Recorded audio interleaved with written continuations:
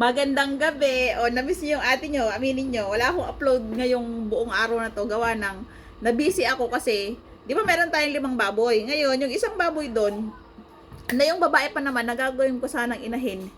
Nagkaroon siya ng almoranas. Ang mga baboy din pala, nagkaka-almoranas. Ano, ngayon ko lang nalaman. Kung hindi ako nagbababoy, hindi ko malalaman na nagkaka-almoranas din pala sila. Ngayon, ang suggestion nung nag-aalaga ng baboy natin, katay na daw or ibenta na kasi baka daw matuluyan, mamatay, mas lugi ano.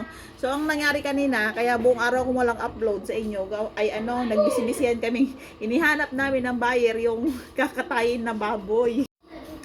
Ayun, sa awa naman ng Diyos, na ibenta naman namin yung karne, na ibalik naman yung puhunan ko dun sa pagbili ng biik. Yun nga lang, yung, kasi ano pa lang sila eh, parang 2 buwan mahigit pa lang sila. Malit pa yung baboy kung tutuusin. Pero naibalik naman yung presyo ng biik. Ang hindi lang naibalik, yung presyo ng pagkain niya. Pero, ganun pa rin, pasalamat pa rin ako kasi hindi siya tuluyang na lugi or kahit pa paano may bumalik ano. Tapos meron tayong comment to, sabi niya puhunan lang daw yung binabayaran niya at least para hindi mawala ang puhunan ko sa items na kinuha ko. Ayan yung comment dun sa video ko na sabi ko nga po, pagka kumuha ako ng item dito sa tindahan ko, binabayaran ko siya ng katulad ng selling price ko para kahit pa paano umikot yung puhunan natin, may bumalik sa atin, hindi tayo malugi. Kasi isa yan sa mga dahilan kung bakit nalulugi sa tindahan, yung ginagawa mo bagang pantry yung tindahan mo, ano, yung kuha ka lang ng kuha, hindi mo binabalik.